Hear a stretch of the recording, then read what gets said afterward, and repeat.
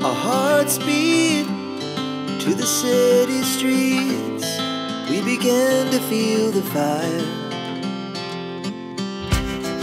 We rise like tall buildings as the chemicals, they take us higher. The night's young and it's just begun as she puts her hand. Hello Kathden fans! Ayan, ito na naman tayo. Sa kakatapos lamang na 72nd FAMAS Awards mga sombreros ay syempre trending at viral, pinag-uusapan na naman ang Kathden. Unang paayuda natin mga sombreros, ito yung camera nakasilip lang sa parang konting butas mga sombreros or giwang ng window na kung saan ay makikita sina Sir Alden at saka si Ma'am Catherine. Sir Alden nasa likod ni Ma'am Catherine, tapos si Papa Piolo yata ay pumasok at saka nakahawak, parang mahawak siya ng kamay kasi syempre parang kuya-kuya, parang tatay-tatay na niya si Papa P mga kasombreros. Tapos ito yung picture na to mga sombreros na kumbaga pa nagdala ng labis na kilig rin sa Kathden fans. Itong si Queen Kath nga, bago natin i-congratulate ay parang nilapit yung kanyang parang ulo dun sa sa shoulder ni Sir Alden na may kasama silang bata mga sombreros. So nagpapakilig yan din ang nagpakilig sa mga madlang people. Naku, ang dami, nanood ako ng live, sobrang dami, halos yata 3/4 ng nanonood dun sa FAMAS. Kathden yung nandun, parang kumbaga pa humatak ng maraming fans, maraming followers mga kasombreros ang Kathden sa mga pages na kung saan sila ay ipinapakita or na-involve mga kasombreros. Tapos ito yung pangatlo natin, ito napaka nito, parang close na close yung dalawa sa backstage habang tinatawag or nag-aantay sila ng results pa mga kasombreros. Si Alden ay assuring Kath that she would win, parang kumbaga pa hindi naman natin syempre nag-expect ni Sir Alden na manalo, although hindi siya pinalad, pero alam natin alam mo yun, God will give him another victory kasi ang dami na naman niyang awards eh. So yun nga, ang ina-assure niya na ang mga tao daw ay parang ina-assure ni Alden na si Kath habang nag-aantay ng resulta na tawagin na siya yung magiging kumbaga pa best actress mga kasombreros. And God never failed kay Ma'am Kath mga kasombreros. And yun nga, yung closeness ng dalawa, ito yung talagang kumbaga pa nag-add ng masarap na flavor at taste dun sa FAMAS Awards kasi sobrang sobrang tagal, alas 11, alas 12 pasado na yata natapos. Hindi ko na napatapos mga sombreros kasi mahina din yung signal dito sa amin, pero nga ang daming nag-abang talaga yung pagdating ni Kath, ang daming kumbaga pa iba yung aura niya pagdating niya, sa sobrang bait niya at saka sa sobrang kasikatan niya mga sombreros ay yung mga tao talagang dinudumog siya, ang daming camera, ang dami, alam mo talagang VIP. Syempre mga VIPs din naman sila Sir Coco Martin, sila Piolo Pascual, sila Ma'am Charo Santos, mga VIPs naman yun sila mga sombreros. Pero pagdating talaga sa Alden, sa Kathden mga sombreros, ay naku, iba talaga yung, alam mo yung may dating kagaya ng Aldab nung una, di ba, sa Mawa Arena. Talagang grabe yung ng hatak nila ngayon mga sombreros. Tapos ito yung pictures ni Sir Alden tsaka ni Ma'am Kath, tapos kasama si Papa P at tsaka sila Ma'am Marian, Sir Dingdong, kasi partner sila Tapos yung caption ng iba, yung sabi na iba, kasi yung bisig ni ni Sir Alden ay talagang parang huwag mo agawin to, parang sinisecure niya mga sombreros yung mga bisig ni Ma'am Kath na hindi maagaw kasi talagang parang nakabakod siya, parang talagang nakahawak siya doon. Tapos si Papa P, ang mga tao talagang witty to sa mga jokes witty pagdating sa mga ganitong mga bagay. Kasi nakita nyo si Piolo Pascual, hindi naman siya nakahawak, parang picture, tropang picture, parang ganon kasi nagkakasama rin sila sa industriya ng showbiz. Kasi nga masareso ang mga tao talagang sabi niya, Paps Alden, hindi na maagaw sa iyo. Hindi Papa Piolo, parang ganon. Nakakatawa lang mga sombreros na nakakasaya na nakakakilig mga kasombreros. Tapos, next item po natin dito, yung pag-uwi na ni Kath, yung proud na proud sa kanya yung mga parents niya, lang yung papa niya, ay, ayun, so binigyan siya ng bouquet of flowers as sort of appreciation. At syempre, hindi natin nakita, but the celebration, I believe, followed. So yun ang mga sombreros, no? Once again, congratulations, Ma'am Catherine. At hindi lamang sa kanya, sa sobrang dami ng awardees, mga kasombreros, ng FAMAS Awards, ay we extend congratulations to all of the winners. Hindi man pinala si Sir Alden. Ang nanalo pong Best Actors, mga sombreros, ay sina Papa Piolo at saka si Sir Alfred Vargas na isang counselor din po. Yun po, no, congratulations, parang nagtay yata sila, si Piolo Pascual sa Malyari na movie niya, tapos si Sir Alfred Vargas ay sa Pieta. Halos lahat, no, marami talaga ang magagaling, mga sombreros. Kumbaga pag nakuha mo yung award na yan, talagang masasabi mong achievement, no, great achievement mo, and that is why ang daming mga tao na kapag nandyan sa harap na tinawag na, tapos na kumbaga na-achieve na nila yung award, nanalo sila, hinirang sila, mga sombreros. It's a victory, kumbaga great success nila, mga sombreros, kasi milestone yun eh. Once again, mga sombreros, ay congratulations kay Ma'am Kath para sa kanyang award na Best Actress sa FAMAS, at para ito sa kanyang movie na A Very Good Girl, mga sombreros. Ang dami rin magagaling, si Ma'am Sharon Cuneta, nominated din kasi si Ma'am Sharon tsaka si Ma'am Maricel Soriano. Magagaling talaga, mga sombreros. At saka yung tinalo ni Ma'am Catherine ay hindi lang basta-basta mga artista, mga talagang kilala na, at saka kumbaga veterana, kumbaga sa larangan ng acting, mga sombreros. Kung kaya congratulations, Ma'am Catherine. At syempre sa mga lahat ng nominado, hindi naman ibig sabihin na nominated lang sila ay hindi na sila nanalo. Lahat sila ay winners, mga sombreros, lalong-lalo na kapag alam mo yun, binigay nila yung kanilang best sa kanilang field of endeavor. At ang ating tula sa vlog na ito, mga sombreros, ay pinamagatan nating Bisig.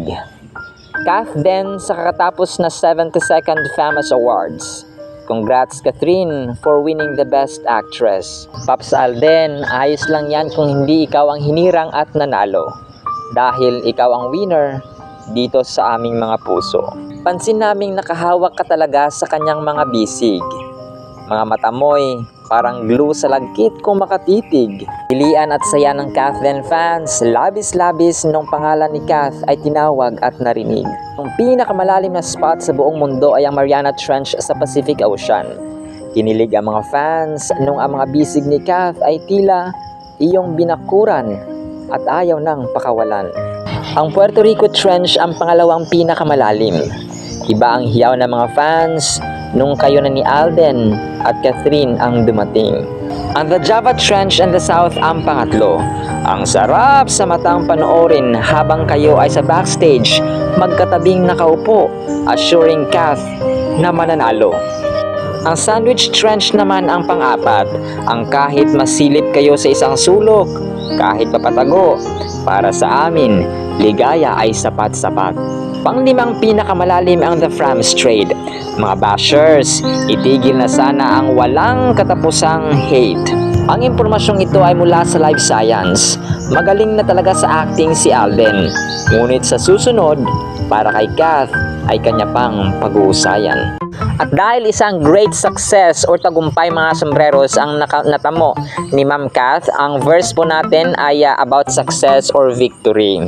Basahin po natin 1 Corinthians 15:57. Sabi po dito, "But thanks be to God who gives us the victory or success through our Lord Jesus Christ." Ayun, no?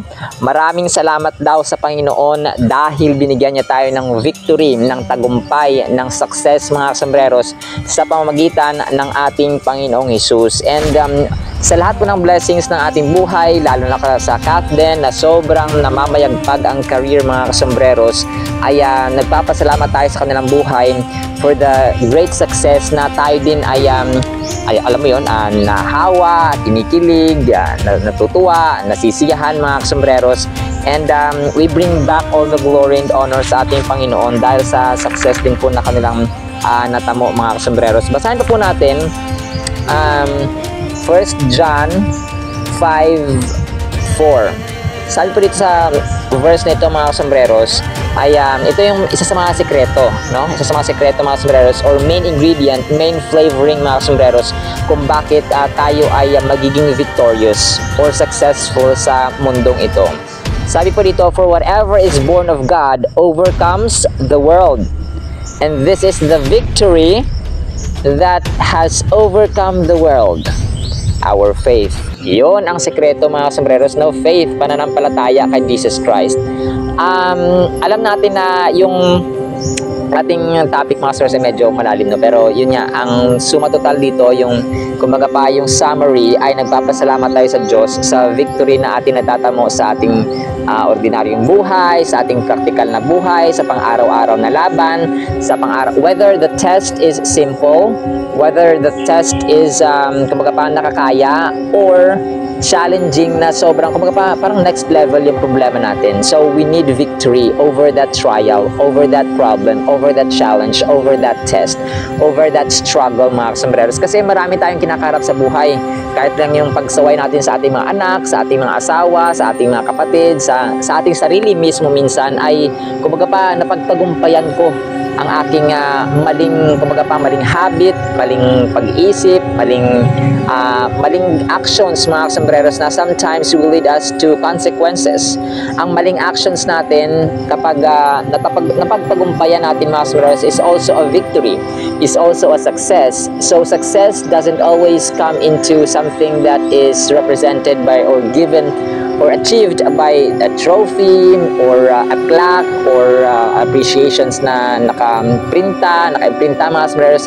Of course, no, nagpapasalamat tayo doon. Pero sa ating normal na buhay, sa ating typical na buhay, mga sombreros, ang success may mean yung nakapasa ka sa exam, no, nakapasa ka sa trabaho, nakapasok ka sa trabaho, yung kumbaga pa umulan tapos may payong ka. That's success, mga sombreros, kasi hindi naman lahat nakadala ng payong, no? Hindi naman lahat nakaiwas or nakano sa baha, or kumbaga pa sa labis na init meron kang payong, sa labis na init meron kang tubig na maiinom, o meron kang nakakain sa araw-araw. So parang ganun, mga sombreros, those successes or those small successes can can represent and can be kumbaga pa converted to thanksgiving to God. Nagpapasalamat tayo sa Diyos kasi meron tayong nakakain, kasi ang gutom, ma-overcome mo yan, pagiging successful ka kung makakakain ka. Tama?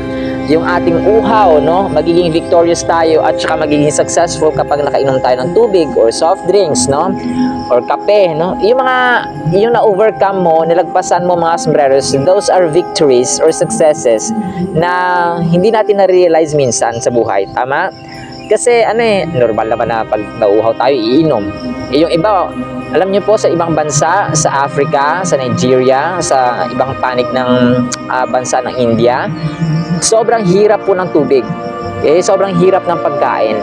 So, kumbaga pa dito natin na-realize na we are still blessed by kumbaga pa tubig, nor yung mga resources natin sa paligid. Kasi sa Kenya yata yon, yung mga bata sobrang tigang ng lupa, tapos yung parang nangunguha na lang sila ng mga wild gabi, wild taro, yung mga nakita sa paligid, mga sombreros. Talagang pinagtitiyagaan nilang kainin kasi they suffer malnutrition kasi nga kulang sa pagkain. And yung success natin sa mga ganitong bagay, kapag pa nakabayad ka ng tuition ngayon, no, another na naman sa susunod, pero at least nakabayad ka ng mga bills, nakapasok ka sa trabaho ng hindi ka na late. No, those are small successes, mga sombreros, that worthy to be counted and thanked to God, mga sombreros. So yun po, mga sombreros, no, nawa po ay natuwa kayo sa ating vlog, sa ating simpleng tula din, mga sombreros, at saka sa ating word ni Lord, mga sombreros. Maraming salamat once again, and congratulations sa ating queen na si Ma'am Catherine, mga sombreros. Thank you so much, and maraming salamat po sa mga nagsusubscribe, sa mga nagpa-follow, sa mga nagko-comment pala mga sombreros sa lahat ng panig or sa saan ng panig ng mundo na naabot ko ng ating channel at ng Kathleen fans or ng Kathleen na tandem mga sombreros. And yun nga, share ko lang po pala, may nanood dun kagabi sa live ng FAMAS na Malaysian siya. So, Malaysian daw siya, nanonood siya ng Kathleen kasi yun yung parang kumbaga sinusundan niya or pinafollow niya na love team ngayon mga sombreros kasi nga, kinikilig din kahit Malaysian mga sombreros. So yun po mga sombreros, no? See you sa next segment and paalam. God bless po, pagpalain po kayo at ang inyong buong pamilya ni Lord Jesus. Paalam, bye-bye po, bye-bye. Bye-bye Kathleen fans, bye-bye. Bye-bye sombreros, bye-bye.